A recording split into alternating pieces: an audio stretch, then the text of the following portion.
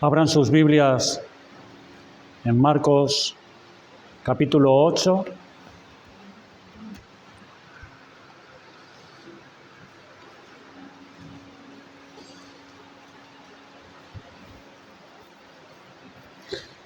Vamos a leer desde los versículos 31 al 38.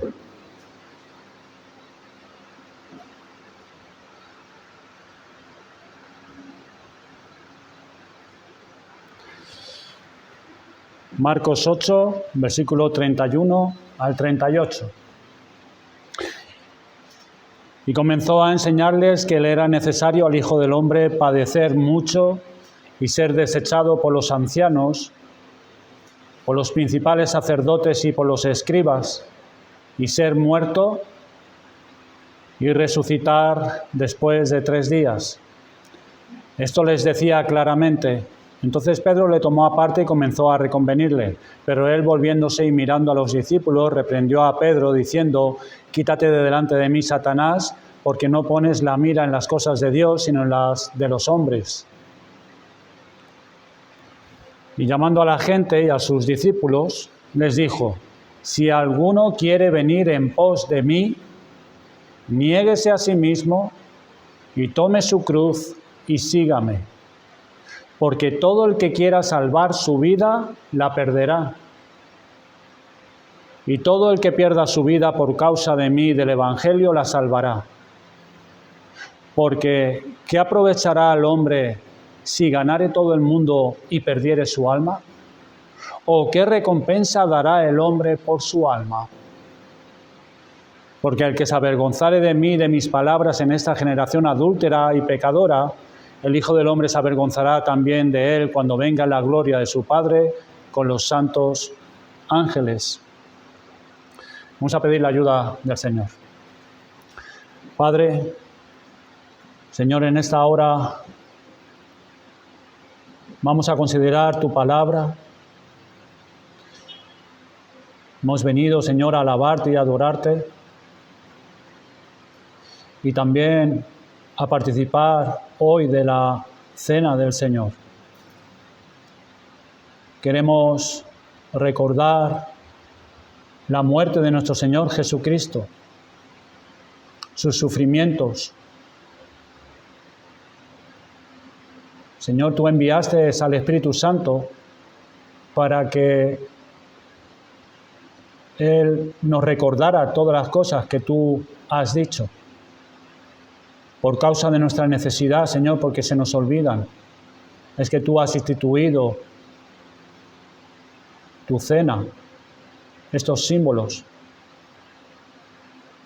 y que estemos, Señor, en tu palabra, en tu muerte, en tus sufrimientos, considerando para nuestro bien todo el bien que tú trajiste a través de tu muerte en la cruz.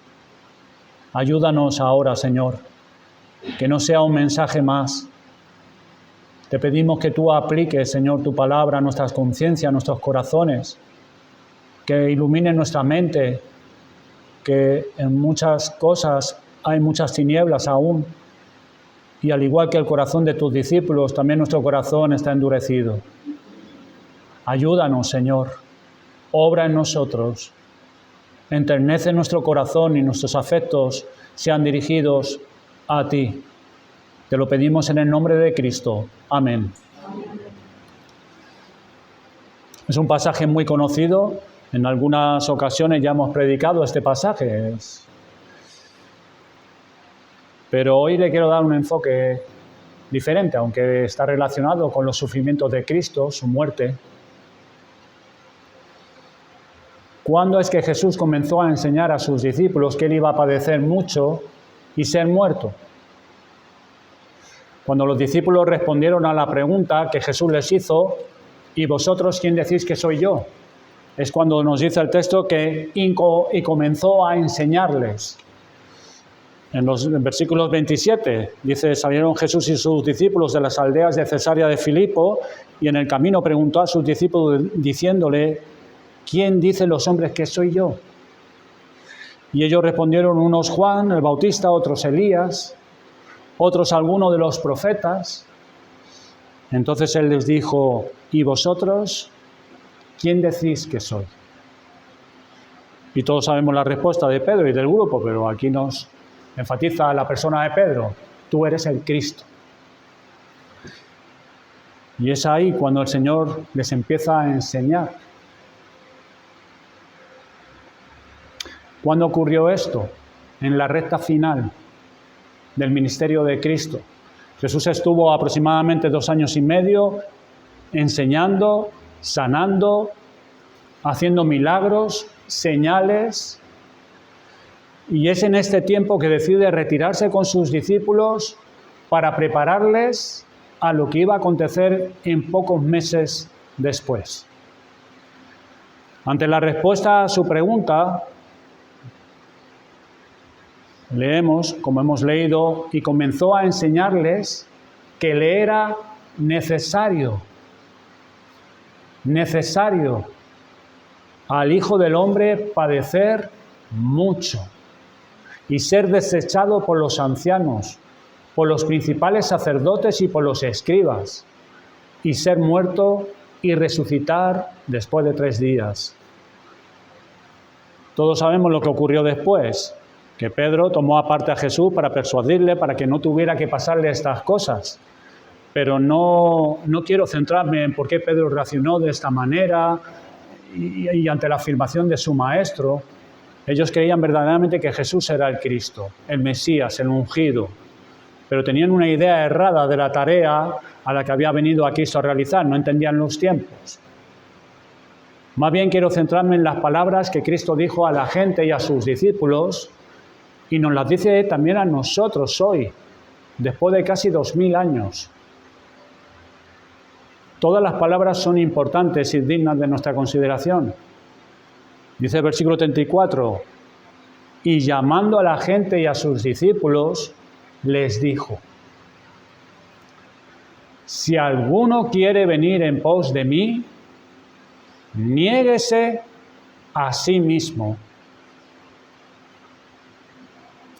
tome su cruz y sígame. Hemos estudiado y repasado recientemente los requisitos para los ancianos y diáconos, y aquí Cristo nos presenta las características de un verdadero discípulo de Cristo. Un verdadero discípulo suyo. Es como si Cristo dijera, todo aquel que quiera venir a mí, todo aquel que verdaderamente haya entendido quién soy yo y crea lo que yo digo de mí mismo, debe vivir como yo vivo. Y tiene que tener un entendimiento claro que venir en pos de mí implica negarse a sí mismo, tomar tu cruz y seguirme. Niéguese a sí mismo. Consideremos la vida de Jesús. Jesús bien puede decir a aquellos que quieren seguirle o desean seguirle, niéguense a sí mismos. Hermanos, cuando consideramos al Verbo de Dios en la eternidad, cuando aún no habían sido hechas las galaxias de este vasto universo, los planetas, estrellas y miles de soles que hay en todo este universo. El Verbo de Dios, la segunda persona de la deidad, se comprometió a cumplir la voluntad de Dios, el Padre. Se sometió a la voluntad de Dios.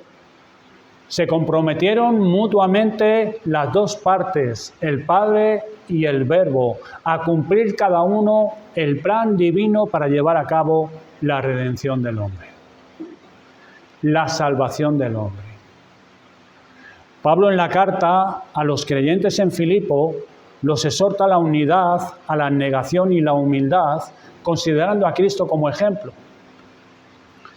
Cristo Jesús, escribe el apóstol en cadenas, en Filipenses capítulo 2, versículos del 6 al 8. No estimó el ser igual a Dios como a cosa a que aferrarse, sino que se despojó a sí mismo, tomando forma de siervo, hecho semejante a los hombres, y estando en la condición de hombre, se humilló a sí mismo. Poco sabemos de la niñez de Cristo, de Jesús. En el Evangelio, capítulo 2, en el Evangelio de Lucas, vayamos allí un momento, en el versículo 21,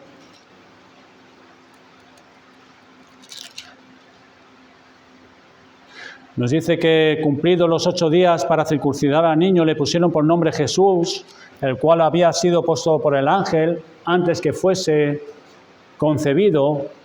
Y cuando se cumplieron los días de la purificación de ellos, conforme a la ley de Moisés, le trajeron a Jerusalén para presentarle al Señor, como está escrito, y allí le circuncidaron.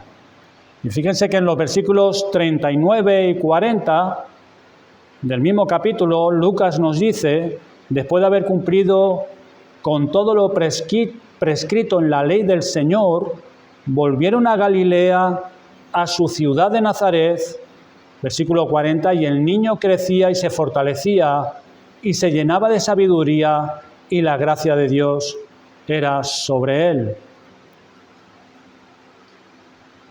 Esta declaración, y se llenaba de sabiduría, es que Jesús fue adquiriendo no solo conocimiento, sino la habilidad para usar lo que sabía para cada etapa de su vida. Su conocimiento de la Escritura le llevó a amar a su Padre desde que era pequeño y a vivir de tal manera que le agradase en todo. Eso tuvo que traerle problemas en el hogar y con los demás niños en la aldea. Jesús era un niño normal, pero desde su temprana edad amaba a Dios su Padre. Iba creciendo en sabiduría, en conocimiento de Dios, en las Escrituras. Y eso le tuvo que traer problemas en su hogar. Su promesa, su amor y compromiso con Dios su Padre pudo causar envidia entre sus hermanos. Recordemos el trato de los hijos de Jacob hacia su hermano José. Cómo lo envidiaban y procuraron su muerte. No así en el caso de los hermanos de Jesús, no querrían su muerte, pero tuvo que haber tensiones en el hogar también, por su compromiso con Dios. Una vez más, no debemos olvidar las tentaciones que él venció según crecía en sabiduría. Él dice la Escritura que fue tentado en todo lo que nosotros hemos sido tentados. Nuestra mente no puede llegar a... Porque nosotros somos tentados la mayoría de las veces, entramos en tentación y pecamos, pero Cristo no, pero Cristo fue tentado en todo lo que nosotros fuimos tentados, pero sin pecar. ¿Cómo puede ser eso? Sin pecar. Nosotros la tentación es como combustible, se nos echa encima, se prende fuego, pero en Cristo no. Pero Él fue tentado en todo, en el orgullo, como lo somos nosotros. Pero Él las vencía, según crecía en sabiduría. Pudo haber sido tentado en guardar resentimiento ante las burlas de los demás niños, de sus hermanos. Por eso el Señor dice que se puede compadecer de nuestras debilidades, porque Él fue tentado en todo, sin pecado, sin pecado. Pero el Señor se negó a sí mismo desde joven. No pecó en toda tentación a la que fue expuesto. Y nos dice ahí Lucas que la gracia de Dios fue sobre Él. Cristo creció en gracia, reflejando el santo amor de Dios en todo lo que hizo desde su temprana edad.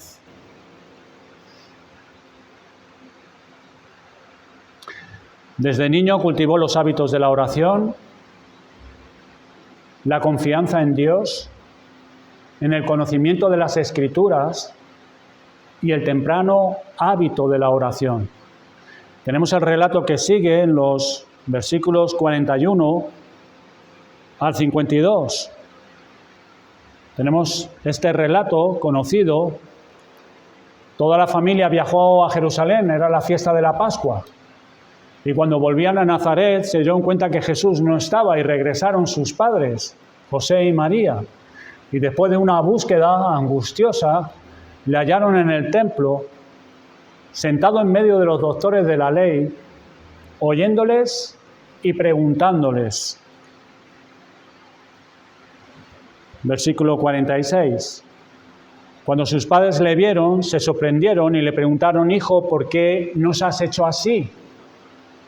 He aquí tu padre y yo te hemos buscado con angustia. Y la respuesta de Jesús nos llena de asombro. ¿Por qué me buscabais? ¿No sabíais que en los negocios de mi padre me es necesario estar? ¿No lo sabíais ya?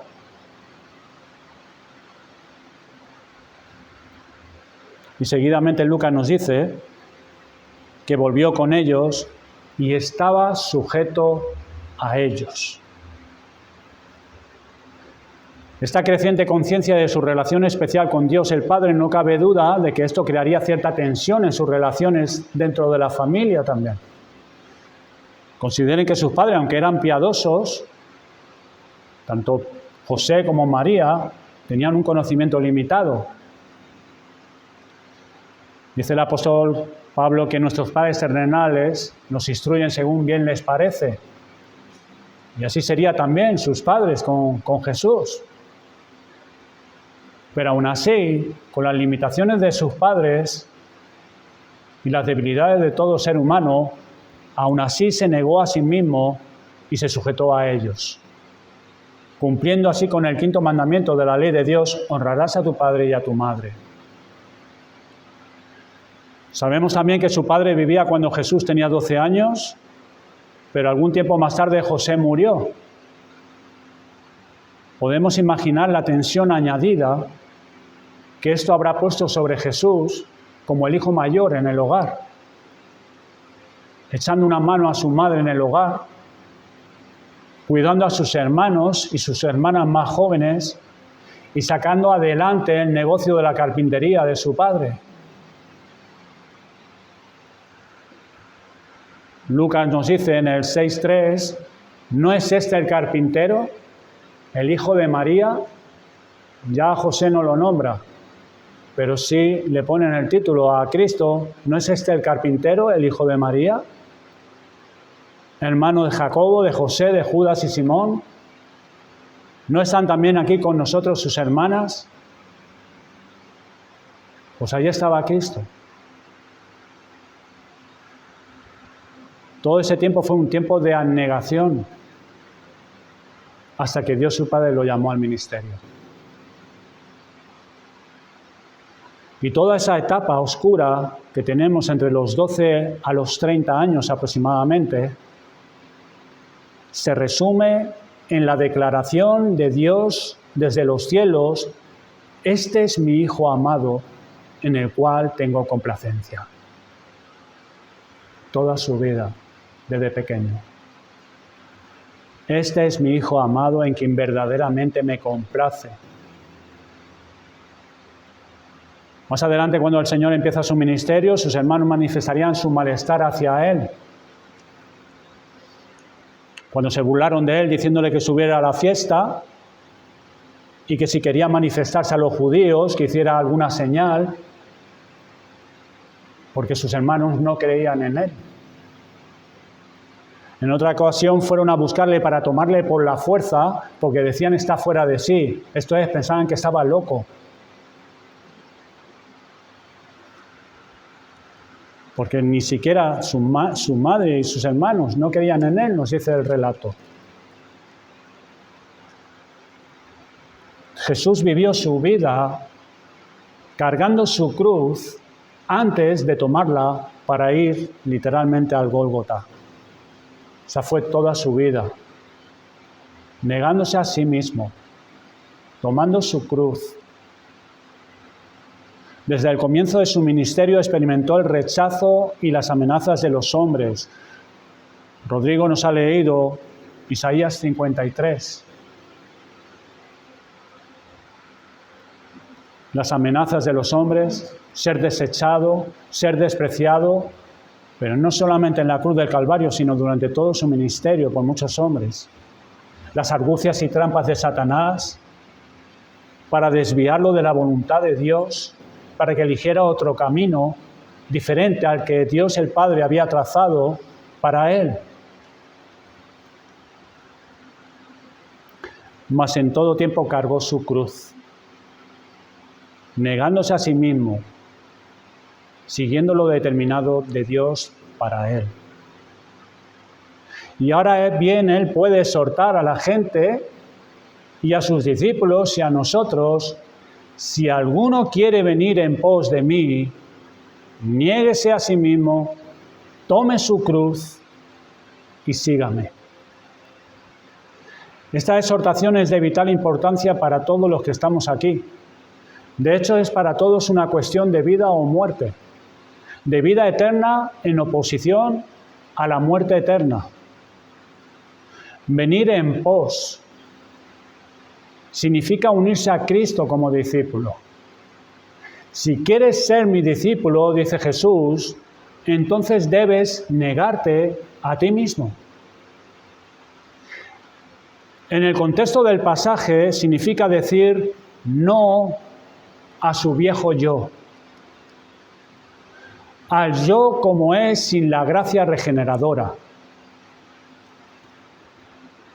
Es renunciar a querer buscar otro medio de salvación que no sea Cristo. Eso es venir en pos de mí. Eso es negarte a ti mismo. Una persona que se niega a sí misma renunciará a toda confianza en lo que él mismo es por naturaleza y dependerá para su salvación de Dios solamente.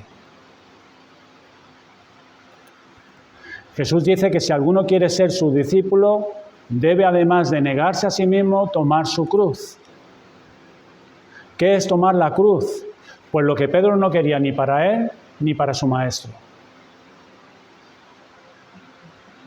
Tomar la cruz es aceptar voluntariamente el dolor, la vergüenza y la persecución. Eso es tomar la cruz, en el contexto que lo estamos viendo en Marcos. La persecución que va a ser y eso nótese bien, no la de otro, su suerte en particular debido a su lealtad a Cristo y a su causa. Su suerte, tu suerte, a lo que Dios determine de ti. De ti. Lo que Dios ha determinado para ese hombre, para esa mujer. Esa es tu cruz.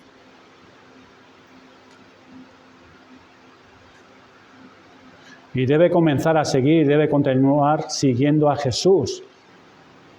Tome su cruz y sígame. Seguir al Maestro, aquí significa confiar en Él, caminar en sus pasos y obedecer sus mandamientos en gratitud por la salvación recibida en Él. Seguidamente, Cristo refuerza la exhortación con la siguiente declaración.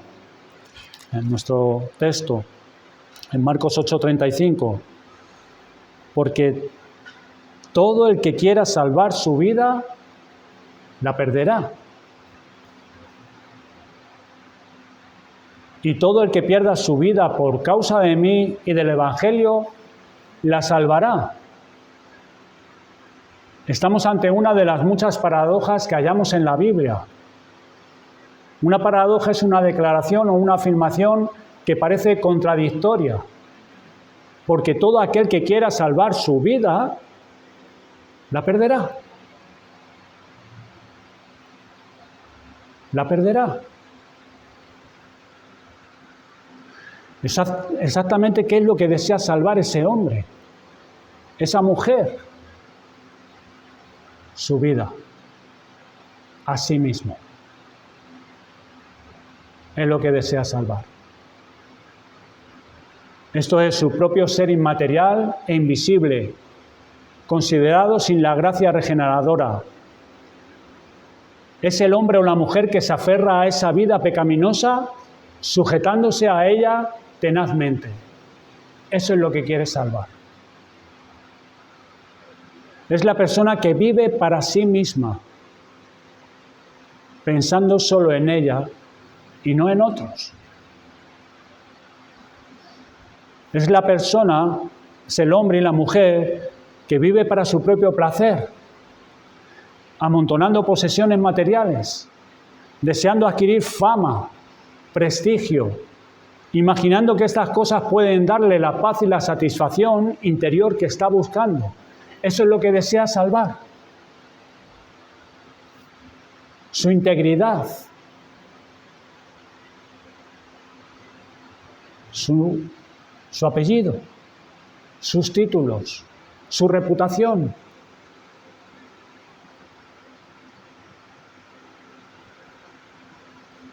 Quiere salvar su vida, pero Cristo afirma que la pierde.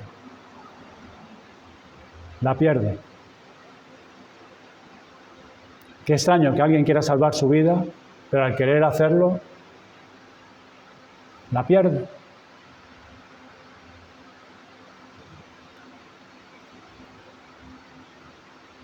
Un ejemplo claro es la del joven rico e insensato, en Marcos capítulo 10, versículos 17 al 24. Todos conocemos también la historia. En otro evangelio dice que era un principal también. Era joven, rico y principal. Eran alguien importante. Este joven vino con ímpetu y respeto a Cristo. Tenía inquietudes. Algo estaba en su mente. Y vino al Señor corriendo.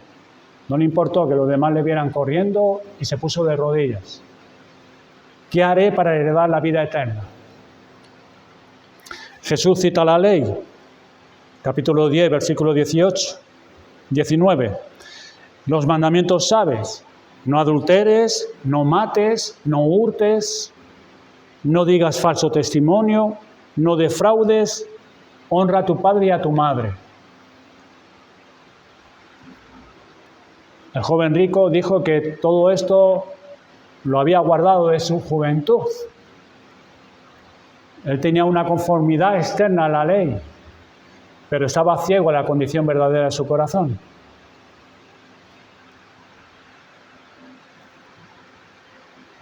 Fíjense que luego dice, entonces, versículo 21, Jesús, mirándole, le amó.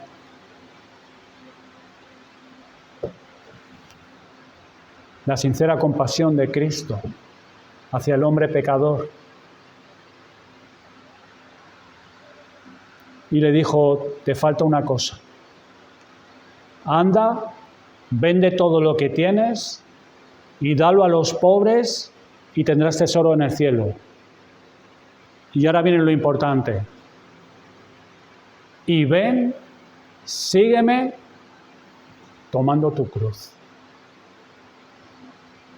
El Señor le dice que anda, vende todo lo que tienes y dalo a los pobres y tendrás tesoro en el cielo, si verdaderamente quieres tener riqueza. Pero ese vende todo lo que tienes y dalo a los pobres, porque eso era un obstáculo para ese joven rico.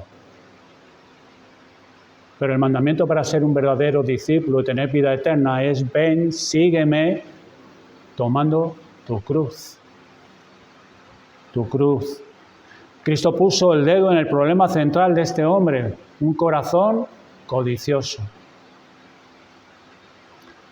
Dice el relato que afligido se fue muy triste, porque tenía muchas posesiones. Y luego Jesús aparta a sus discípulos y dice, qué difícil es que entre en el reino de Dios un hombre, una mujer que tiene puesta su confianza en las riquezas.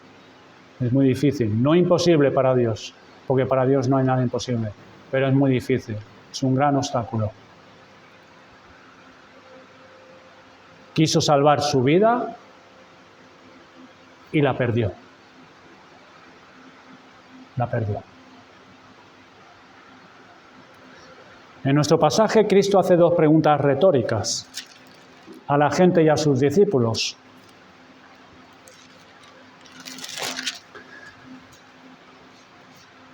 Versículo 36. Porque, ¿qué aprovechará al hombre si ganare todo el mundo y perdiere su alma? ¿O qué recompensa dará el hombre por su alma?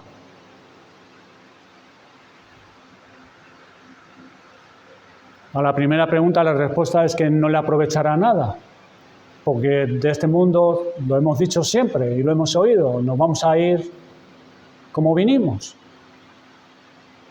desnudos. No nos podemos llevar nada de aquí. Entonces es algo insensato poner tu confianza en las cosas de aquí. ¿Qué aprovechará al hombre si ganare todo el mundo y perdiere su alma? ¿O qué recompensa dará el hombre por su alma? ¿Qué darías tú por tu alma? ¿Qué puede dar un hombre por su alma?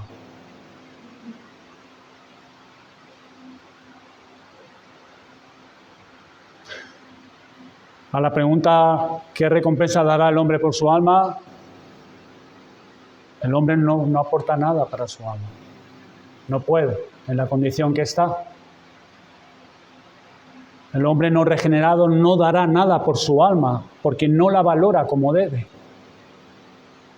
Porque tiene otra regla de valores en su vida. Y tampoco puede, porque es un pecador que está ciego, sordo e inhabilitado e incapacitado para escoger el bien de su alma o para su alma. Siempre escogerá salvar su vida, pero la perderá.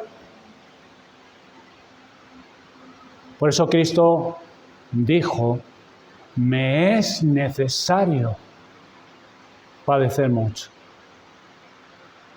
y ser desechado y ser muerto y resucitar después de 3 días.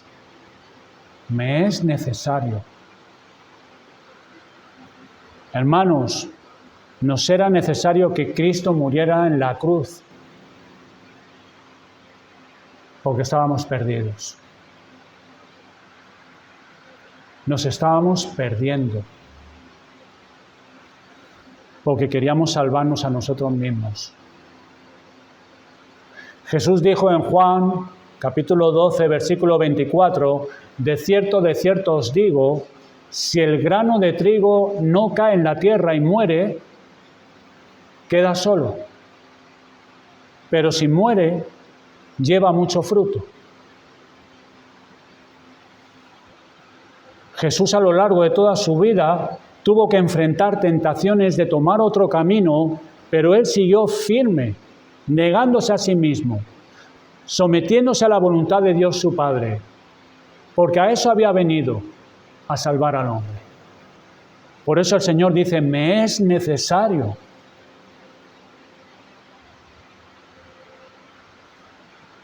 Jesús es el grano de trigo que cae en la tierra, no para quedar solo, sino para dar fruto,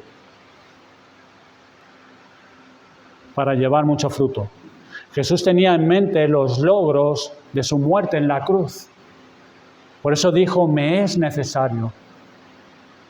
Fue mediante la cruz que nos reconcilió con Dios, a judíos y a gentiles, pues éramos ambos enemigos de Dios. Fue por medio de su sangre que reconcilió todas las cosas. Dice Pablo en Colosenses 1:20, las que están en la tierra como las que están en los cielos, haciendo la paz con Dios. Era necesario que Cristo padeciese mucho y fuese desechado por los hombres y por Dios, como hemos leído en Isaías 53, porque éramos culpables y era por su muerte que anularía los decretos que había contra nosotros, que nos era contraria, quitándola de en medio y clavándola en la cruz. El Señor ganaría a su iglesia por su propia sangre. Por eso Él dice, Pedro, me es necesario, apártate de mí, porque me es necesario. Y Pedro, no poniendo la mira en las cosas de Dios, sino en la de los hombres, dice que tal cosa no te acontezca. Pero no podemos reprochar a Pedro nada, porque nosotros buscábamos salvarnos por nuestros propios medios también.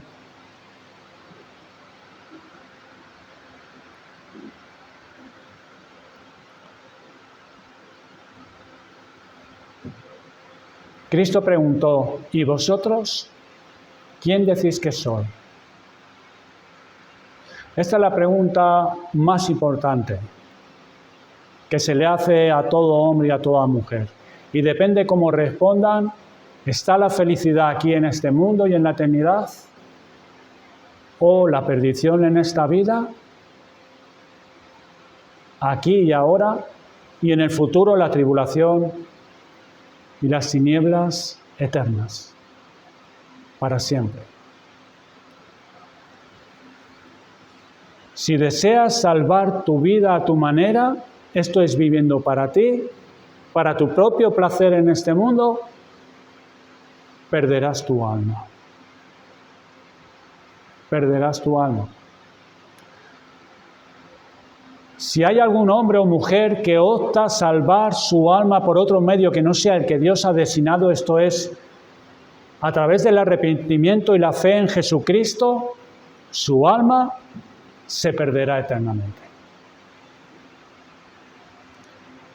Dios muestra su bondad y su gracia para con los hombres en que Él envió a su Hijo Jesucristo para que el hombre sea salvo solo y únicamente por Jesucristo, por medio de la fe. Por Jesucristo. Por medio de la fe. Así que a todo hombre, toda mujer,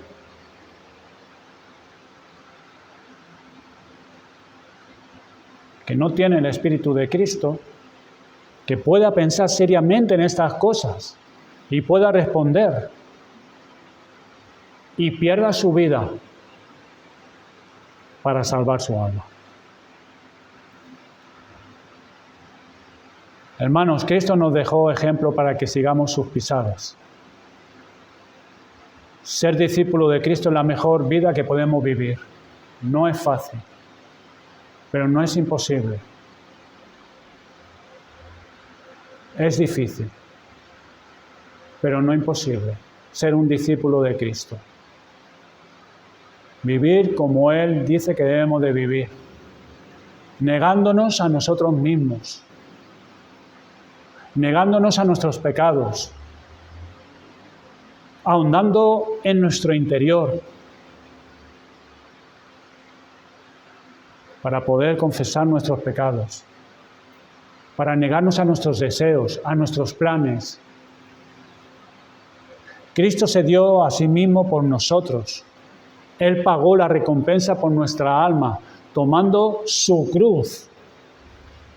Le costó ser despreciado, rechazado por los hombres y morir. Y es lo que hoy recordamos por medio de los símbolos, el pan y el vino. Él murió para hacernos sus discípulos, para que le siguiéramos. Si alguno quiere venir en pos de mí, ¿en qué lugar se encuentra hoy Cristo? ¿En qué lugar se encuentra hoy Cristo? ¿Él va delante y tú vas en pos de Él? ¿O vas tú delante?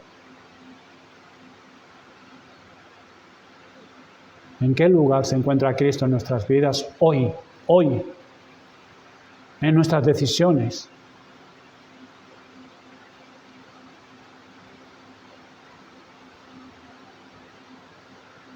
Pablo exhortó a la iglesia en Corinto, 2 Corintios 5, 14 al 15, porque el amor de Cristo nos constriñe, Y es lo que tenemos que pedir y desear al Señor. Señor, mi corazón es duro. Leo pasajes como este y ya no me impactan como antes. ¿Por qué? Me estoy endureciendo por mi pecado.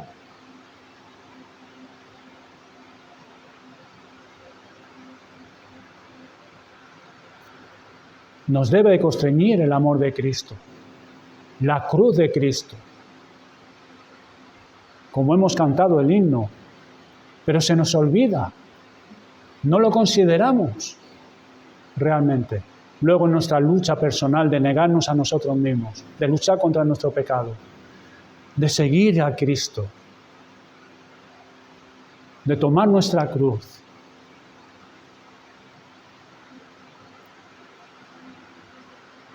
De querer afrontar el rechazo, el desprecio. No nos gusta, no queremos. Porque el amor de Cristo nos constriñe pensando esto, que si uno murió por todos, esto es, por todos los que viven espiritualmente, luego todos murieron. Y por todos murió. Para los que viven, esto es, hombres y mujeres con la naturaleza de Dios, ya no vivan para sí. Ya no vivan para sí. Sino para aquel que murió y resucitó por ellos. Ya no vivan para sí.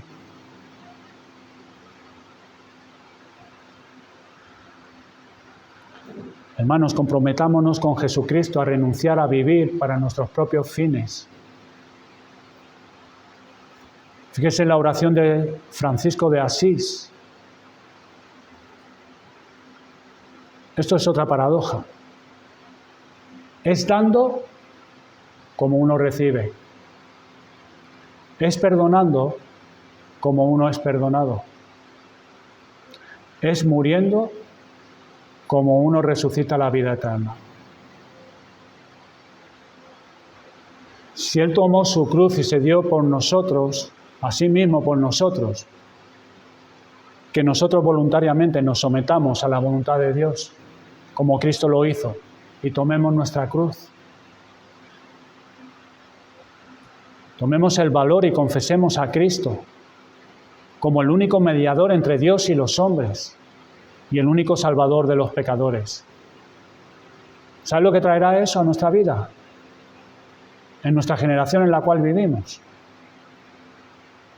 Como vimos, eso traerá desprecio, traerá rechazo y persecución. Pues todo aquel que es un discípulo de Cristo recibirá de parte de este mundo lo mismo que recibió nuestro Señor. Cristo nos asigna una cruz a cada uno de nosotros, los que estamos aquí, que somos creyentes. Pero el Espíritu Santo no nos deja solos a nuestros propios recursos, sino que permanece con nosotros para siempre, capacitándonos para hacer lo que Cristo nos manda. Y es por la gracia de Dios, con la ayuda del Espíritu, que nosotros podemos ir en pos de Cristo, podemos negarnos a nosotros mismos, tomar nuestra cruz y seguir a Cristo. Y así hacer lo que Cristo nos manda. Hermanos, si es buena noticia que Cristo haya muerto por nosotros, cuanto más es que haya resucitado Cristo. Los terrores de la muerte no lo pudieron sujetar. Cristo estuvo muerto, pero no sufrió ninguna descomposición. Dios el Padre oyó su oración y fue levantado al tercer día y resucitó. Jesús es el Salvador viviente y es nuestro Señor, nuestro Salvador. Y Él ahora está en el cielo y nos ha preparado un lugar para todos nosotros, para todos los creyentes, para estar con el Trino Dios, y un día nos llamará a su presencia.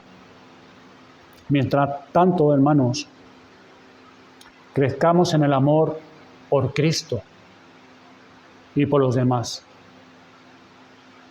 olvidándonos de nosotros mismos, renovando nuestros afectos hacia Él y nuestra voluntad para servirle todos los días de nuestra vida, dependiendo de su gracia. Amén.